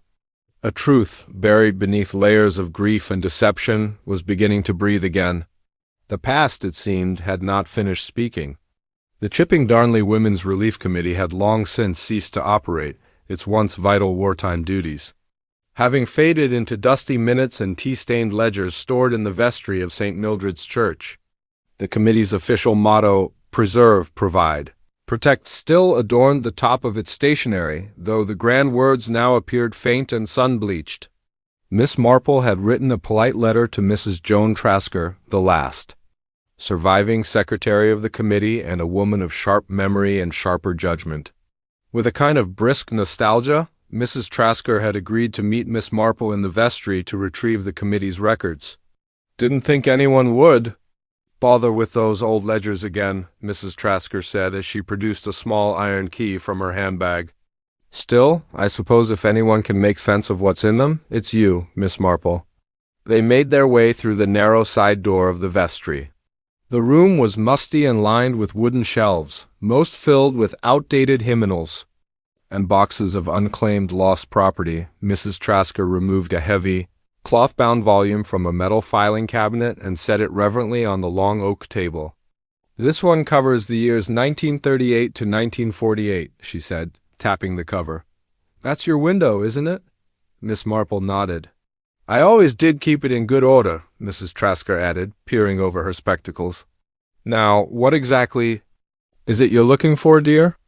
"A record of children placed into care during the war," Miss Marple replied calmly, "particularly in or around 1940. "Evacuees, you mean?" "Yes, or perhaps a special case. An infant sent from abroad, possibly via private arrangements." Mrs. Trasker's eyes narrowed, but she said nothing.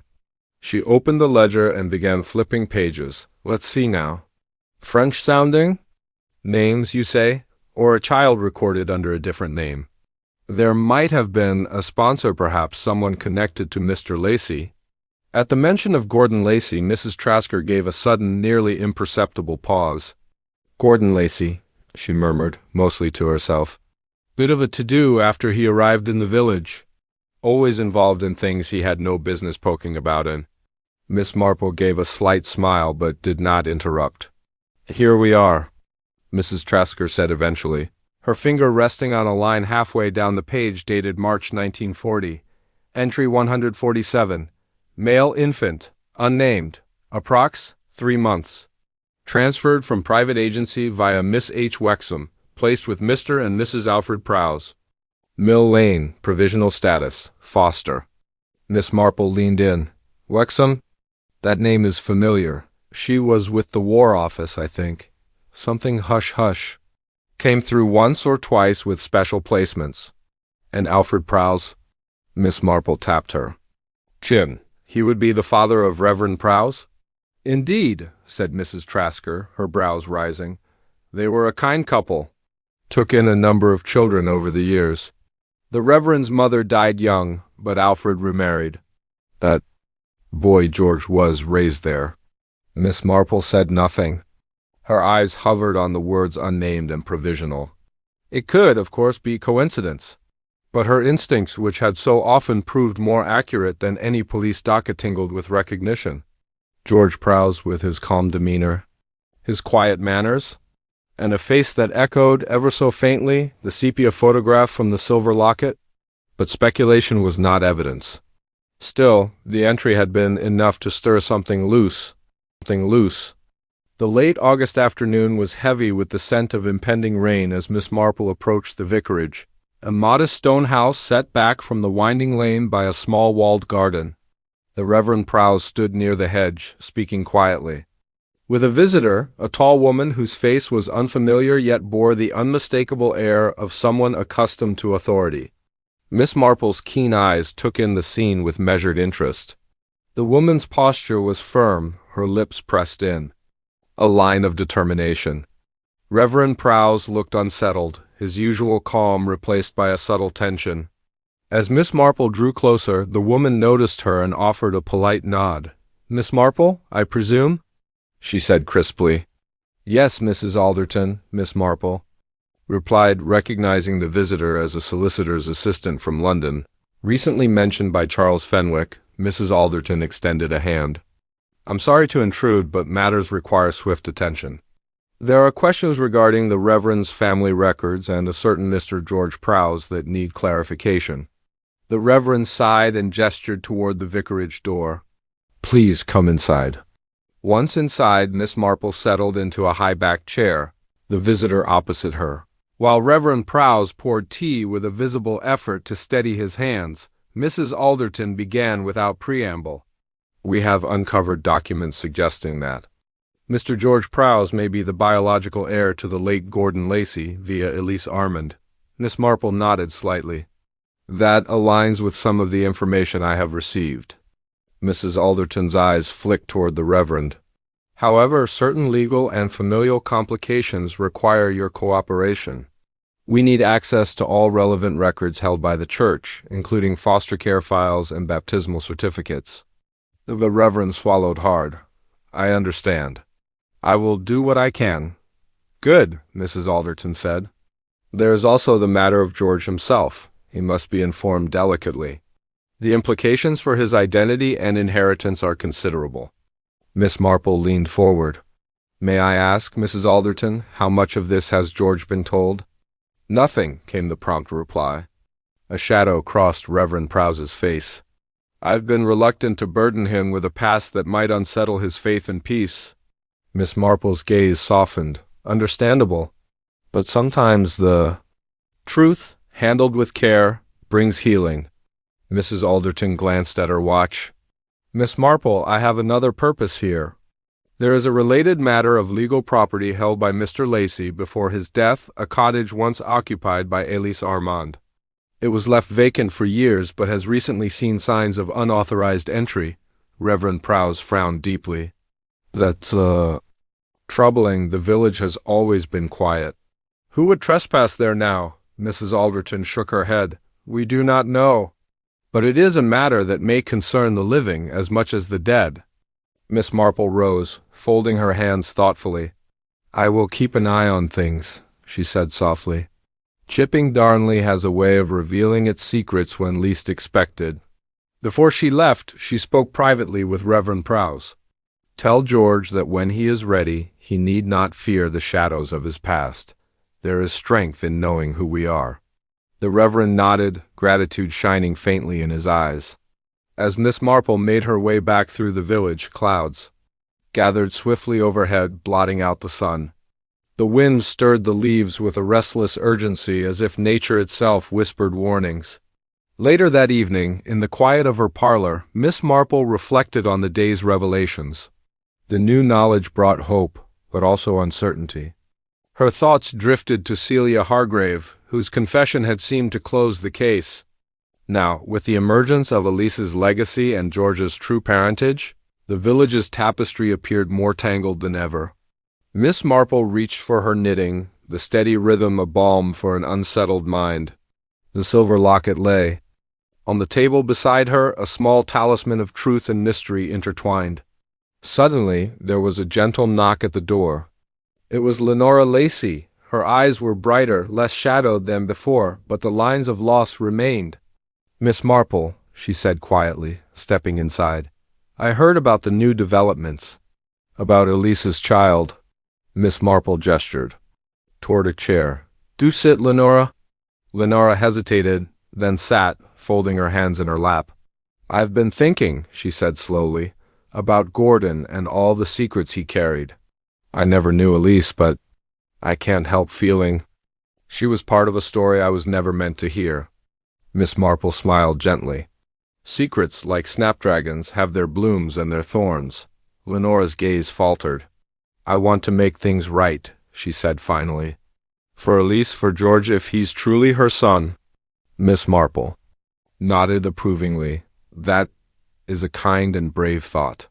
Sometimes what the dead leave behind can be made into something new, if the living are willing. As Lenore rose to leave, a sudden gust rattled the windows. Outside, the first drops of rain began to fall, soft and insistent. Miss Marple watched her go, then turned back to the firelight flickering softly in the hearth.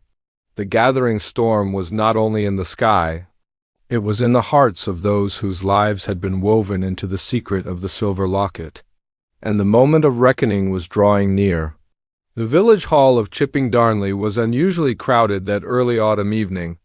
A modest gathering, certainly, but more than the usual committee meeting or quilting circle.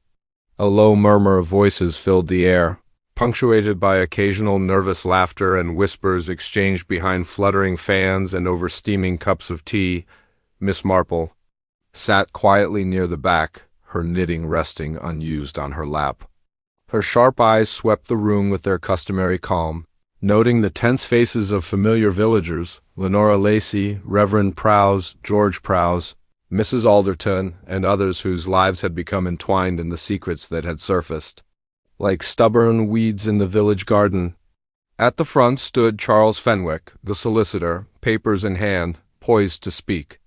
But it was Miss Marple who had insisted on this meeting, not a public accusation, but a gentle unveiling of truth, allowing the tangled threads to settle with dignity. After a brief welcome, Fenwick began, explaining the legal findings regarding Gordon Lacey's codicil, the bequest to E.A., and the implications for inheritance. He then turned to Reverend Prowse and George. Mr. Prowse, he said carefully, we believe that you are the beneficiary named in the will, the heir to Mr. Lacey's estate through his former partner, Elise Armand. George swallowed. Visibly, his hands folded tightly. Miss Marple then rose, her presence commanding yet unassuming. Thank you, Mr. Fenwick. Friends, neighbors, I am grateful you have come tonight. This story is not merely about property or inheritance, but about lives shaped by love, betrayal, and the courage to face the past. She paused, letting her words settle. Many of you remember Lisa Armand, the bright young woman who came to Chipping Darnley years ago, whose life was cut short in tragedy. What you may not have known is the secret she carried a child taken from her, hidden away, erased from the records. Gasps stirred through the room. Miss Marple's gaze rested on George. Mr. Prowse, you have lived with the quiet certainty of family, yet unknown to you, your true origins reach back to Elise and Mr. Lacey. It is no small thing to bear such a truth. George's voice was barely a whisper. I don't know what to say. Nor should you rush to say anything, Miss Marple reassured him kindly. This revelation does not change who you are, only deepens the understanding of where you came from. She turned to address the assembled villagers. But there is more to the story, things that must be understood before we can lay old wounds to rest. Her eyes flicked to Lenora Lacey. Lenora, as Mr. Lacey's widow, you bore your own share of pain and confusion. It was your decision, made in desperation, to conceal certain truths. I do not judge, for love and fear often compel actions we regret. Lenora nodded, tears glistening.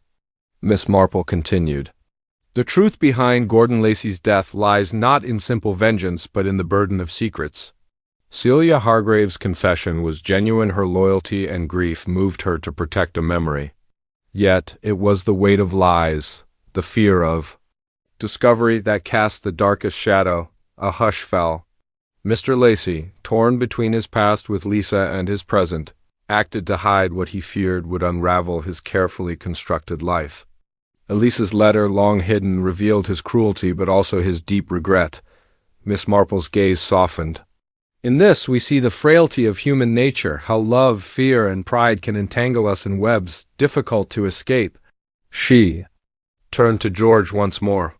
You carry the legacy of both Elise and Gordon. Your life, shaped by kindness and faith, is a testament to resilience. George's eyes filled with tears. Thank you, Miss Marple, he said quietly, for helping me find what was lost.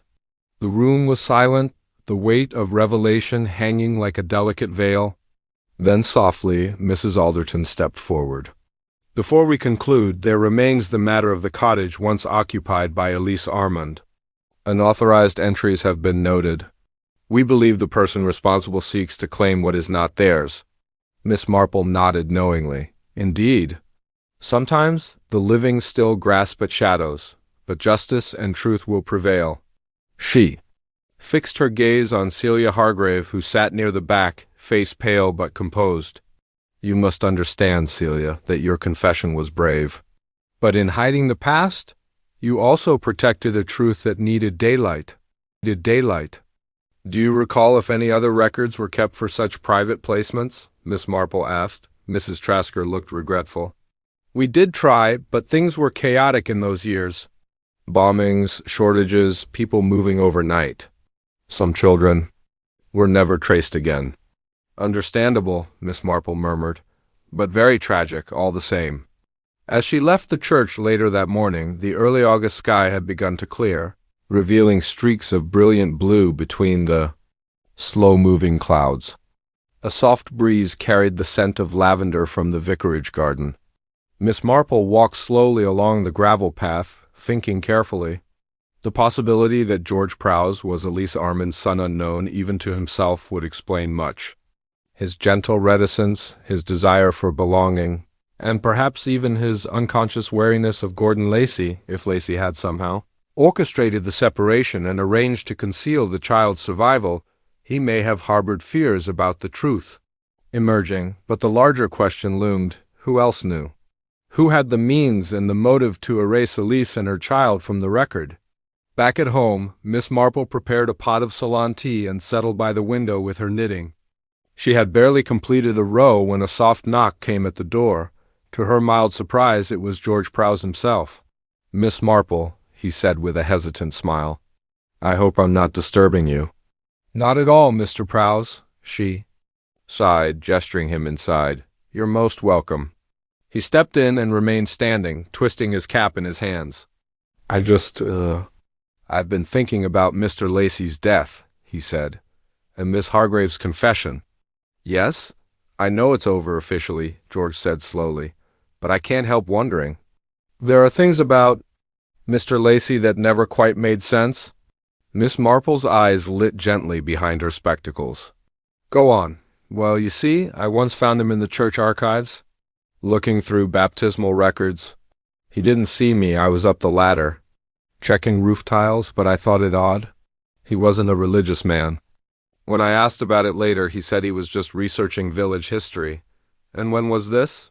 About 6 months before the fete, George said. But that wasn't the only thing.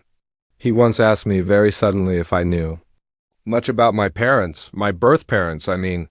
He said it as a joke, or tried to, but it stuck with me. Miss Marple nodded thoughtfully. George looked up, his face caught between worry and hope. Do you think it meant anything? I think, she said gently, that it's possible Mr. Lacey knew more about your past than he ever let on. And it may be that he feared the past was no longer safely buried? George was silent for a long moment.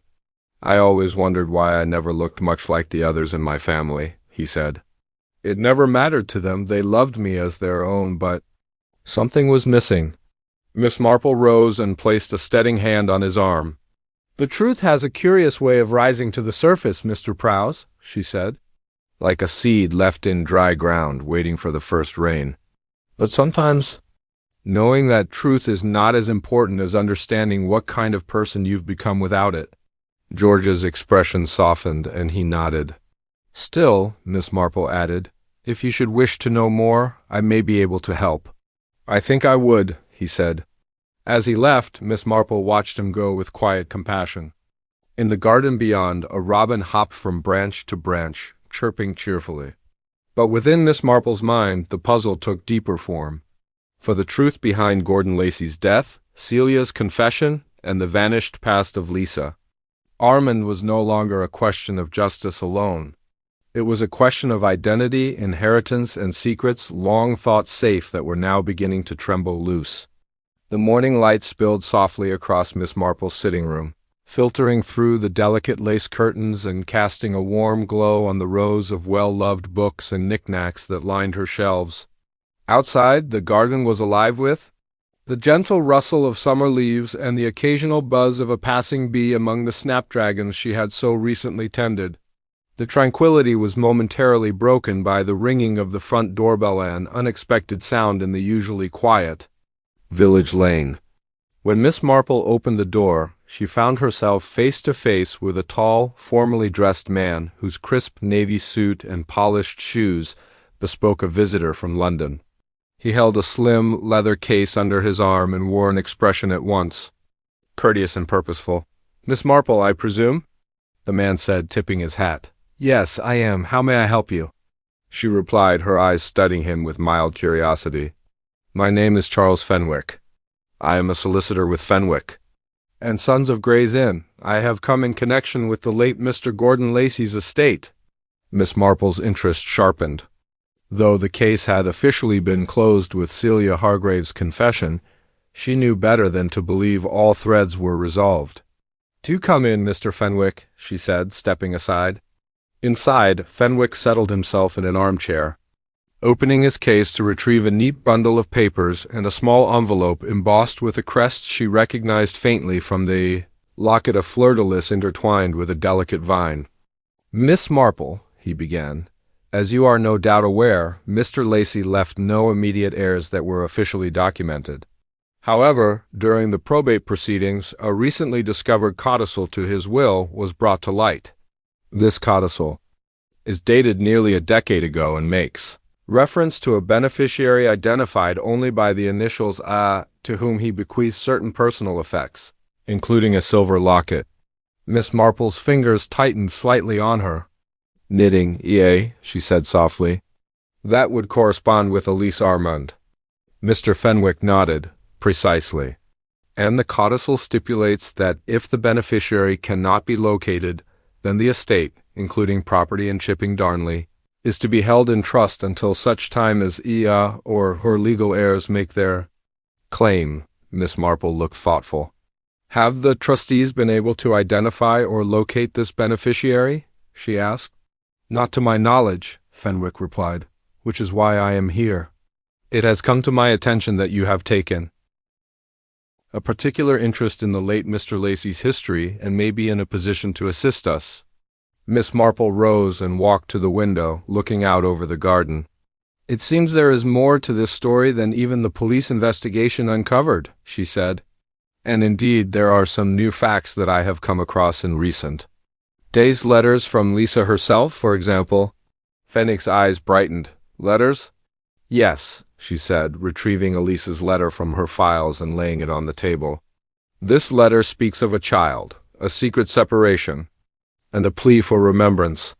The codicil and this letter together suggest that Elise was very much present in Mr. Lacey's conscience, though he chose to conceal much."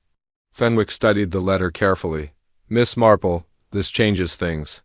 It may be that we need to extend our search for the beneficiary beyond the usual channels." "Indeed," she agreed. She looked at the small silver locket, which Fenwick carefully opened again. Inside, the photograph and the faint marks of old ink suggested a story, layered with secrets.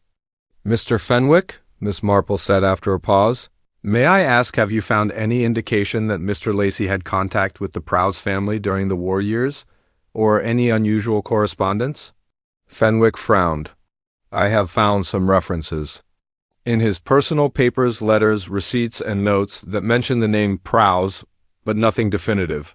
It's possible that more may lie in the archives of the solicitor's firm or with family members." Miss Marple nodded thoughtfully. "Then we may have found the link between the child Elise spoke of and the family who took him in."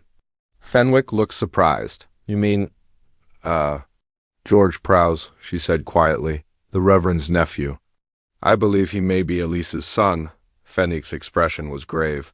"If that is true, then we are dealing not only with a murder, but with a legacy of identity and inheritance that has been hidden for nearly half a century."